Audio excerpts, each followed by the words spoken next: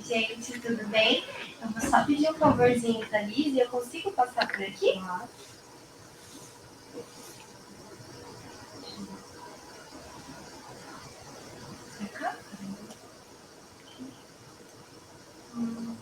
Não tá pegando, mas eu fiz.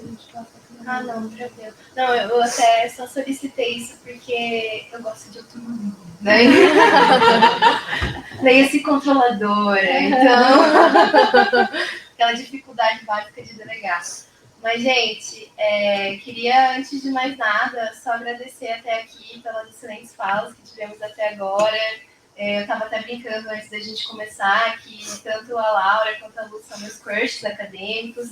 Eu venho acompanhando o trabalho dela um pouquinho antes até da defesa da tese dela. Adoro o título, que é Meninas, vim aqui deixar meu relato, né? Acho super provocativo. E, enfim, também colhe muitas referências dessa tese, sobretudo quando a gente está falando de advocacy digital. Eu tenho a difícil missão aqui de fazer um trabalho mais coletivo, de representar o sujeito coletivo, que é a clínica de direitos humanos, e, sobretudo, porque nesses últimos anos, enquanto bolsista da clínica, a minha pesquisa foi profundamente atravessada por essas práticas de advocacy e litigância estratégica. Vou pedir para a Gi, gentilmente, passar para o próximo slide. E a ideia aqui é trazer um pouquinho mais à frente, claro, né, essa concentração nesse tema da litigância estratégica em justiça reprodutiva, e mais especificamente no tema do aborto legal. Mas antes da gente chegar aí, né, acho interessante a gente pensar antes nessa missão de representar a clínica, de falar também de como que essa metodologia das clínicas jurídicas acaba casando muito com esses propósitos quando a gente está falando de advocacy e litigância estratégica, né? Então, esse pensamento, enfim, da atuação no campo jurídico, sobre esse tripé de pesquisa, ensino e extensão, acaba sendo bastante relevante quando a gente está tratando de justiça reprodutiva, até porque a incidência em direitos humanos acaba sendo muito voltada para essa dimensão ampla de justiça social, né? Então, quando a gente está pensando ali em temas, né, em ações de advocacy, a gente está falando também de ações de impacto social.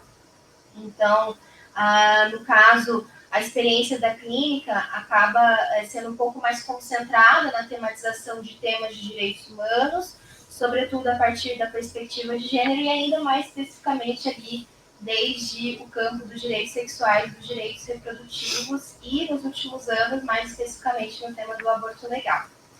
Pode passar, Gi. E quando nós estamos falando de advocacy, pensando em advocacy como possíveis incidências políticas, né, em determinadas causas, em determinados temas, a gente, nos últimos anos, vem se profissionalizando, né, nessa prática, e não só na prática, mas também como olhar como objeto de pesquisa essa questão da litigância estratégica, né? E aí, pensando na litigância também sob uma chave, né, um guarda-chuva bem mais amplo. A gente acaba geralmente mais tendencioso a direcionar essa perspectiva da litigância tão somente para a ação nos tribunais, e como a professora Fabiana falou ontem, né, os tribunais superiores, mas é interessante a gente pensar nessas várias ferramentas e nesses vários instrumentos que nós temos a partir do direito para falar dessa litigância, né? E aí a gente tem também a oportunidade de tratar não só do judiciário, mas pensar também o sistema de justiça sob uma perspectiva mais ampla. Então, nós estamos falando de um manejo de várias ferramentas, né, de um instrumental bem amplo, né? E então, não só a proposição de ações, como a intervenção também enquanto terceiro, sobre essa figura muito conhecida de amicus curiae, o amigo da corte, né? Mas também iniciativas de produção de dados específicos para subsidiar essa atuação jurídica, né, mobilizações a partir da confecção, da elaboração de notas técnicas, pareceres, enfim. E, obviamente, que desde a nossa perspectiva, a ideia, né, a nossa premissa parte também dessa construção, a partir dessa premissa da justiça reprodutiva, muito embora a gente deva considerar que existe, sim, uma litigância estratégica que atua desde o campo conservador. E eu acho importante a gente falar sobre isso, porque não raro, quando a gente fala de litigância estratégica, já é apresentado como essa forma de incidência e atuação de direitos humanos sobre uma chave mais ampliativa e expansiva de direitos. Mas há ali dos setores conservadores, neoconservadores, enfim, como queiram chamar, também esse tipo de iniciativa. Pode passar, Gi. E aqui a gente acaba já entrando um pouquinho mais nas águas do nosso tema principal, do nosso evento, que é a questão do aborto legal. Eu acabei aproveitando algumas apresentações anteriores de outros eventos que a gente teve a oportunidade de participar, para trazer um pouquinho desse panorama, né?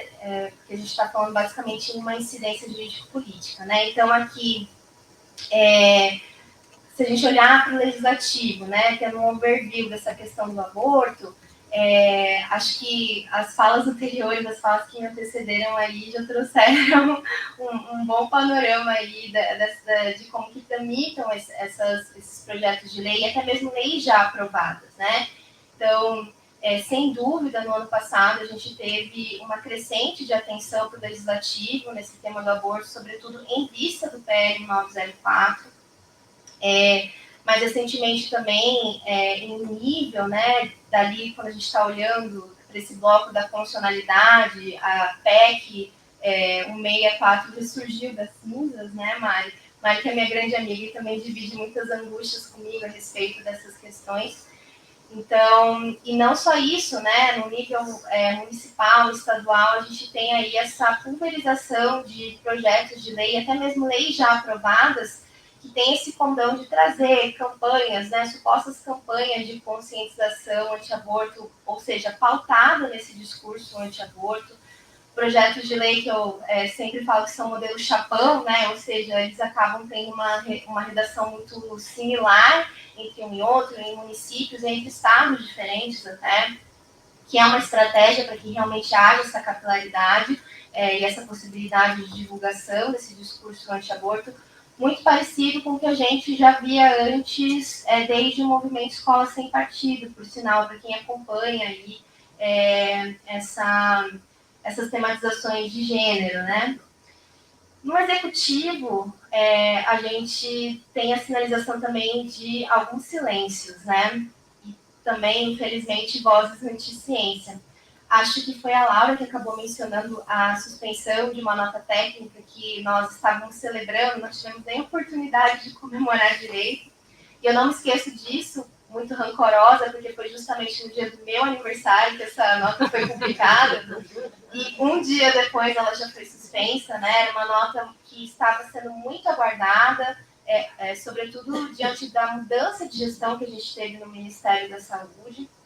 Uma nota a respeito de vários pontos importantes relativamente ao aborto legal.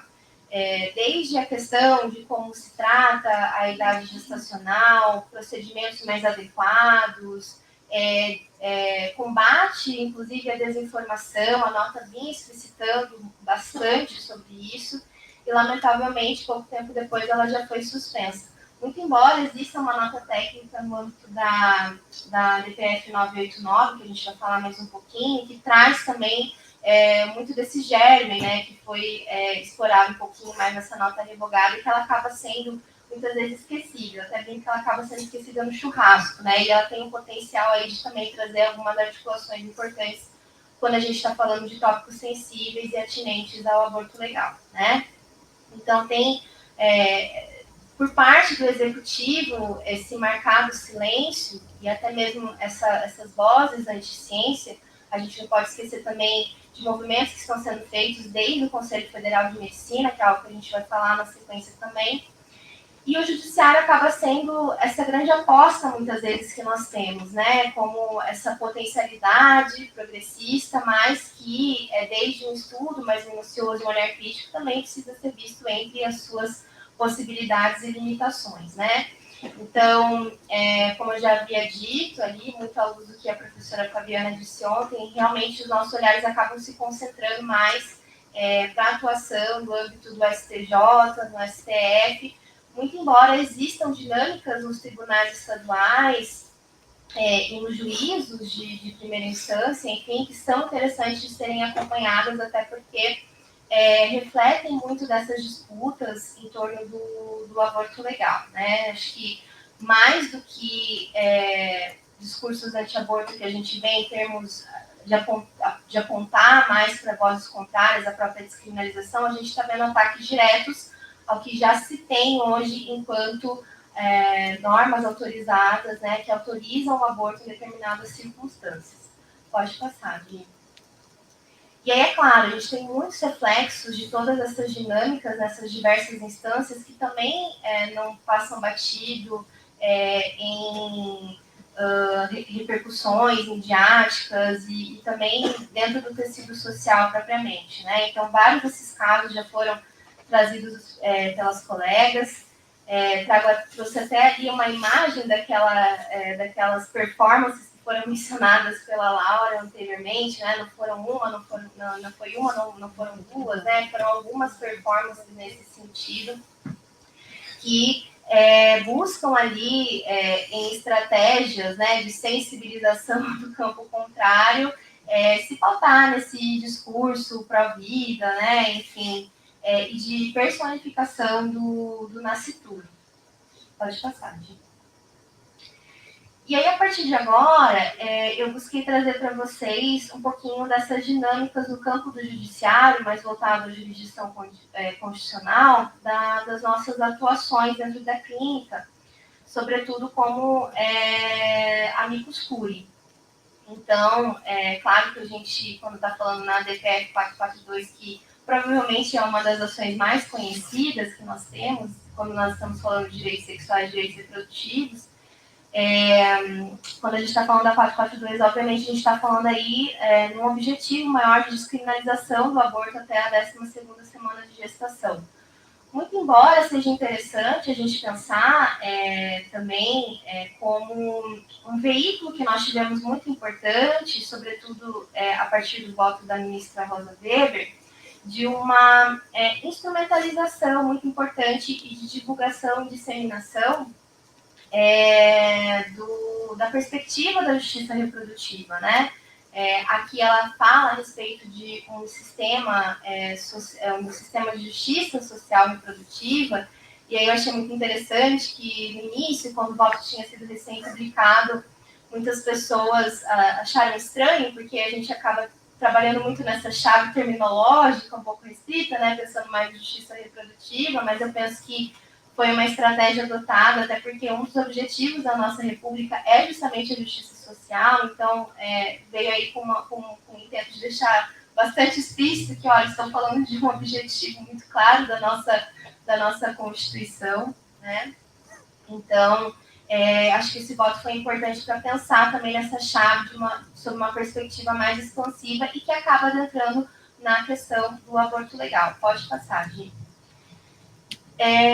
Mais recentemente, a gente teve várias ações que passaram a tratar do tema do aborto legal, que acabava sendo um pouco secundarizado desde estudos propriamente do direito, até porque, adentrando no campo, a gente verifica que dentro da saúde, a partir das pesquisas em saúde, o tema do aborto legal ele acabava sendo mais tratado, né, para a produção de dados, enfim. E aí a DPF 989 surge nesse contexto em que nós estávamos vivenciando diversos casos de meninas que estavam sendo impedidas de ter acesso ao aborto legal lá em 2022, trazendo essa tese do estado de coisas inconstitucional, que é basicamente dizer que está tudo errado, né? Está tudo errado, temos violações sistêmicas aí que precisam ser corrigidas. E essa tese ela dialoga muito com uma perspectiva do judiciário como produtor também de políticas públicas, né, de políticas judiciárias, enfim. É uma tese que acaba sendo gestada bastante na Colômbia, que também já foi instrumentalizada em outras ações constitucionais, como a DPF do sistema presidiário, também a DPF das favelas, que está também em uma fase de julgamento. Então, no âmbito dessa ação, há diversos argumentos, há diversas situações e exemplos de barreiras ao acesso ao aborto legal. várias delas que já foram mencionadas, inclusive, no nosso painel da manhã. Felizmente, não vou ser repetitiva aqui. Eu acho interessante a gente pensar no impacto que a gente já teve até agora, a partir do ajuizamento e, enfim, do tensionamento social dessa ação, né? É uma ação com muitos pedidos de amicus curiae, não tantos quanto a DPF 442, que é que, de fato, acaba tendo maior repercussão nesse sentido, né? São mais de 80 pedidos no âmbito da DPF 442, salvo engano. E aqui, apesar disso, a gente tem também bastantes pedidos, são mais de 30 pedidos. Houve aí uma chance também, a partir da mudança de gestão do Ministério da Saúde, de trazer apontamentos importantes que foram trazidos nessa nota, que está no âmbito da DPF 989, que é a 37 de 2023, do Ministério da Saúde, que vai falar a respeito da importância de se observar que na legislação não há um impedimento, não há um empecilho trazido pela idade gestacional, né? E também trazendo ali a importância de se promover outros procedimentos para além da curetagem que sejam amparados pela OMS. Então, me parece que quando a gente está falando de vigilância estratégica, é sempre importante a gente pensar também nessa questão do impacto social, né? E me parece que o fato de ter trazido visibilidade essa questão do aborto legal já é um ponto positivo que tivemos nesse ajuizamento dessa ação. Até porque o objetivo principal, quando a gente está falando, às vezes, do ajuizamento, de um tema bastante sensível, nem sempre é a procedência daquela ação, né? Mas sim da visibilidade ao tema. E é claro que há meios para isso, né? Isso também pode ser questionado. Pode passar, Gi. Mais recentemente também a gente teve o encaminhamento de algumas ADIs que foram ajuizadas contra uma lei de Goiás, que foi uma lei bastante conhecida, né? Que justamente vai naquele sentido que eu havia falado, de institucionalizar campanhas de conscientização anti-aborto, né? Inserindo ali a obrigatoriedade de escuta de batimentos fetais a pessoas em situação de violência sexual e elegíveis ao aborto. Então, eu acho que se a gente estiver pensando também nessa perspectiva do impacto social, é interessante como que essa ação ela acabou dando luz também a essa estratégia normativa desses setores conservadores e neoconservadores, uma estratégia bastante coordenada de pulverização desses projetos de lei e que muitas vezes já tiveram também, dependendo do estado, dependendo do município, leis que já foram aprovadas com esse teor. Aqui no Paraná a gente tem algumas leis que já foram aprovadas, incluindo no município aqui, vizinho de Ponta Grossa, né, que a gente também tá de olho. Pode passar, gente. Aí aqui eu acho que a gente acaba dialogando bastante com um tema que as colegas já trouxeram antes, que foi essa ascensão, e ali é a DPF, tá, gente? Eu acabei errando ali, talvez foi um erro no momento ali da digitação, mas a DPF 1141, que é uma ação que foi ajuizada contra uma resolução do CFM, aquela resolução que justamente proíbe a aplicação do procedimento, né, da técnica da assistolia em gestações oriundas de estupro com mais de 20 semanas, né, 22 semanas. Essa DPF é bem interessante da gente olhar as dinâmicas também de bastidores, porque foi uma DPF que foi ajuizada em abril de 2024, se não me engano.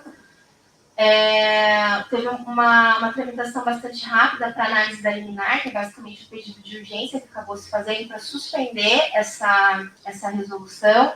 O pedido foi acatado pelo relator e no mesmo dia em que houve a liberação dessa decisão, houve a apresentação do PL 904, né? Então, eu acho que se a gente estiver pensando também numa análise criteriosa ali dessa atuação do CFM, eu acho muito interessante ver sob a perspectiva, inclusive de alguns autores da bioética, de pensar essa instrumentalização da exorbitância do poder regulamentar como expressões do que se chama de biopopulismo, né? Que seria essa cooptação dessas instâncias, desses órgãos técnicos, para fins de promover discursos antidemocráticos que casam bastante com propósitos da extrema-direita, né?